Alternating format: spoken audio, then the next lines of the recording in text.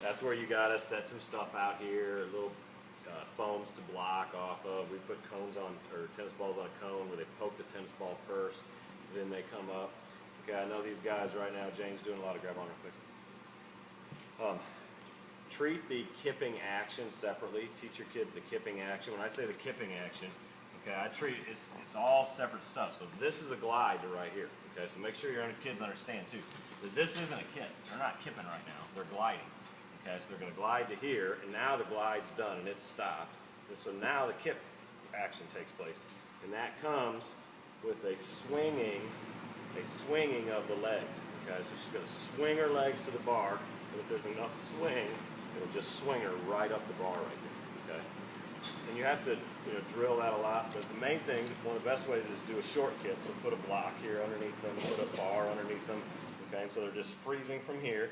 And now she learns to swing her legs, and they're going to swing up the bar right there, and then she's going to hold that shape. Okay.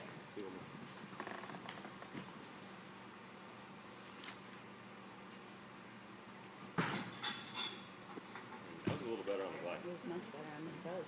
Right. And so, again, where she's at in that stage, I wouldn't have her do thousands of those because it's not going to help. You know what I mean? She needs to do more of the short kip stuff, more of getting into action of swinging her legs up the bar, getting a little stronger with the arms, so they just hold the bar into her legs a little bit more. And then she won't be far off from that. Okay. Katie came up with a clever thing. We put a star on top of our cone that's colored, and she calls that the nail polish, and she says the glitter is on the bar. So she's like, oh, you didn't get your glitter. Or, so they have to hit that you get first. your nail polish and your glitter. Nice. To have pretty toenails. Right, exactly. Because you don't want to kip with bad toenails. No, that'd be stupid. That's the point of that. But, and again, and so where she's at right now, don't rush through those phases. That's one of the most important things I can emphasize to you guys. I mean, we can go over a bunch of drills today, but that wasn't really the point. Make sure you don't rush that, okay? Look where that's at right now. And from a realistic standpoint, she's still months from doing a kip, you know what I mean? And that's fine, because if you get to where their first kip is a straight armed up the bar kip, okay, you've done your job right, okay? Look at, here's where that kip's gonna be. And so you can either slowly move, and then their first kip is gonna be like this, or they can do a not great glide, kind of bent arm up the bar kip to here, and you're still over here, and now you still have all this work to do to get to this kip that you want to get in the end, okay? So don't rush through that, all right? And that's not exaggerating at all. I mean, those if you take your time, your very first kips will be a straight arm right up the bar kip, okay? And they'll go through a phase, where, undo your kip again, where they will stretch, and they'll get like right here, and then they'll drop off, you know what I mean? And right here, and drop off, and then they kind of keep working its way up, but you're still drilling the swing of the legs, the hold of the pike, and all that stuff. And then eventually, it's going to be like, man, and our first kip's going to be like, yeah, right there. Okay, don't give in to that. Get up at any means kip, and bend your arms, put your rib on the bar. Some kids will still end up going through that. I mean, it's not 100%, but so the other thing, we got a level 3 group here. You're working on their routine stuff like we talked about. Emphasize your glide, your circling. They're working on their kipping. I would also, at this stage too, is make sure these guys are getting into some handstands on here. Okay, and they're just eliminating some fear and some stuff like that when they're doing that. They can be doing, you need to start squat on stuff with them at this time. Make sure you're safe, okay, you're spotting it. You have blocks over here, wedge mats, stuff like that, in case they fall over, if they're safe. But you want to start them leaning over the bar, start squatting on. From a cast to handstand standpoint, it's not really a cast to handstand, but when kids are like this age,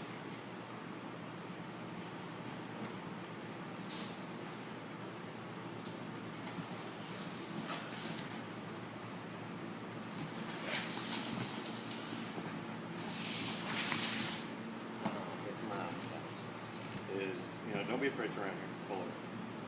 Your turn. Spin around. There you go. Don't be afraid to get them up on the bar and get in a handstand at this time, okay? one of the best ways to do it is to have their shoulders shrugged down. So shrug your shoulders down. I tell them to pinch their jaw right here with their shoulders, the bars down their hips, and they lean forward. So she's going to lean, she's going to squeeze. Now I'm going to lift your legs, and you're just going to push with nice straight arms. Good hands. Okay. Nice and tight. Okay, you can tell this athlete has done 1,000 handstands. Most 3Ds will not look like that in a handstand. Okay. But again, shrug down there. So what I like about this is you're just getting her comfortable with leaning over the bar. Okay.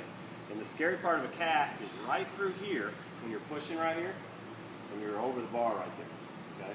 And so just kind of walk her through that. Do that a handful of times. Okay. So take 5 minutes. One of your bar workouts, they're all doing a station, and you hop over on a bar station like that, and you're getting those guys through some nice shaped straight arm handstand work, just eliminating that fear stuff. Okay. We were talking about the other day as a staff is, you know, a lot of times kids get to a certain age, and it's hard to get them to do scary things. So I really recommend, and we're going to try to do it a little more too, is to introduce some of that stuff sooner, so that kids, you know, it's a lot easier to teach a 9-year-old to do something scary than it is a 13 or 14-year-old. Okay. So, and again, it's the balance is, you know, you don't rush your technique so fast that you're doing stuff so poorly that you're not going to be able to advance and stuff like that. All right, but you know, over the years, and we've been talking about it, finding out more and more. You know, you can spend hours and hours on technique and this and that, and if the kid's mentally not going to get the stuff done, then it doesn't really matter. You know what I mean? So, from that standpoint, you know, get those little 3s, get them up on a bar like that, get them in that grip here. Do this, let them turn 6. Again, if you're doing it, you know, always keep in mind, turn your hands in front grip. There you go. Okay, do 2 like that, and then do 1 like that, or 2 like that. Now push. Okay. She's working front grip right there, nice and tight, chest inwards in. Okay. She's getting comfortable with that right now. As they come down, one of the things you want to make sure that you lean forward, flatten your hips out, is these are little Play-Doh kids, so make sure you're pushing them and getting them in the position they want to get in right there. Okay, that's the nice thing about working with little ones that weigh like your foot down. They weigh, you know, 40, 50 pounds, as you can manipulate them and put them in their shapes. So, I'm trying to think, level 3s. What else, Jane, are we doing with the 3s? The hollow holds and the arch holds. Oh, yes, swinging. This is when you want to start swinging, too. So, like, our kids, go over there and show us how you climb up and you do your hollow. So we have that station set up on a block, and they just climb themselves up there. And they hang. And then they do your hollow hold. Scooping and holding. Make sure you're tight. Good. Now do your straight. Now do your arch. Right, go back to your straight. And then your hollow. So really slow motion wiggles. Now let's see your wiggles. Okay, so they're just starting to learn to shape that. Okay. Now, technically, what do you guys see her doing on that? So you're making a little bit of an error in her shoulder angle right there. And that's normal, okay? You gotta get good. Is they want to pull, and the next shape from here they want to do is they want to initiate their body coming up with this joint instead of leaving that where it is and get them to contract in their chest. Okay? So again, you got to spot those do wiggles again. So you got to kind of push the ribs in right here, keep their armpits flat so they're nice and shaped. You're getting them in those positions like that. Okay, good. And then once they can shape those and get in those right shapes, you know, these guys done like tap swings on the block. Getting close to that probably. It's hard. Should be. Is, you know, you can put your 2 blocks up, have them stand in the back of the block in a hollow, and then they jump, do 1 tap swing out, tap swing back, and land back on the block. And just start building it from there. So start them swinging, start them getting comfortable leaning over the bar. Obviously lots of kipping. Sometimes there's a phase there where the kipping kind of takes precedent too, because you're talking about 3s. They're coming twice a week, 3 times a week, or whatever. Okay, and then we were doing that because you have all this stuff laid out you want to do, and then Jane's like, well, keep doing this, and we're not gonna have kips. And it's like, yeah. So now you have to kip every day. You know? I think that's about it on bars for this level. Again, I didn't want to go through a bunch of drills and stuff like that, but just mainly so you guys can kind of see what's important with that. How about some tumbling? Tumble. All right, we'll just spin around and face that way. All right, dude. Come out here on the magic line.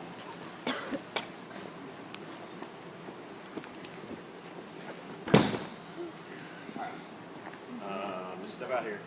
Let's see. First, let's see a kick to handstand. Face that way.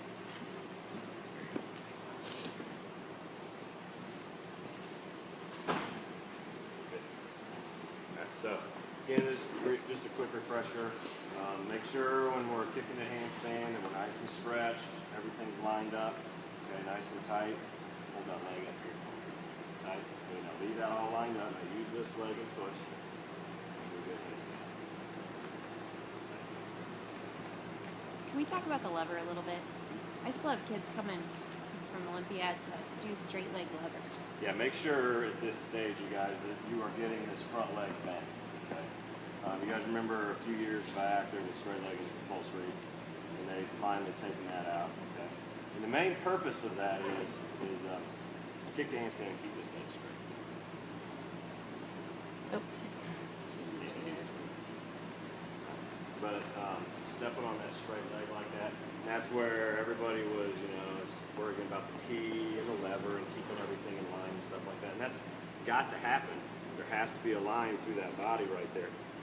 Okay, but when this handstand turns into a round off and into a front handspring, one of the most important parts about it is that her legs right here are driving and pushing, and this leg is going to drive and push and get down on this leg right here, okay? And she's going to go through this position right here, and then that leg's going to drive, and that's going to turn into a front handspring, okay?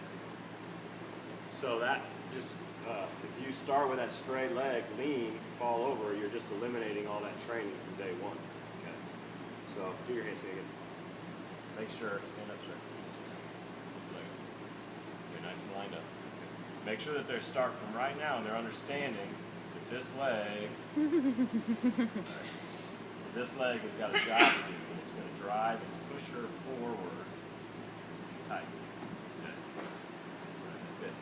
And that's another thing that comes up too is, we did one last year where we talked about drilling all the levers, put your blocks out, do all your levers, stopping your T, do a lunge and freeze like your T. Stop and freeze. Make sure you're drilling this, bend your knee a little more, square your hip up just a little bit. Okay, so she's tight, she's lined up. She's trying to square this up. Okay. And do all those drills. But also make sure that when kids kick to a handstand too, because I see a lot of kids do it, is they try to be so precise with that T and all that lever stuff that they lose the flow.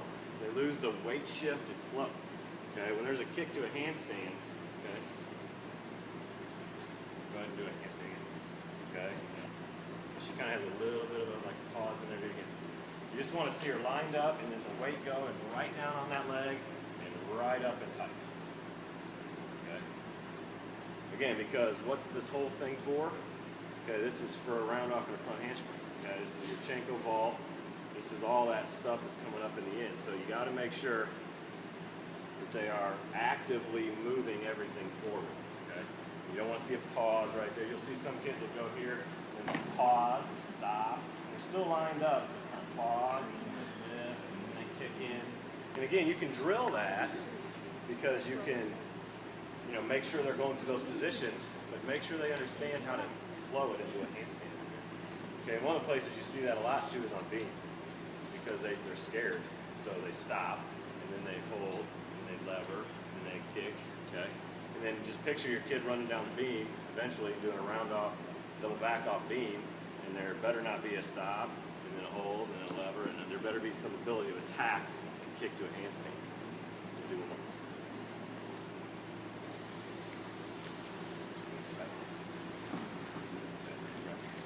Okay, good. So Make sure there's no angles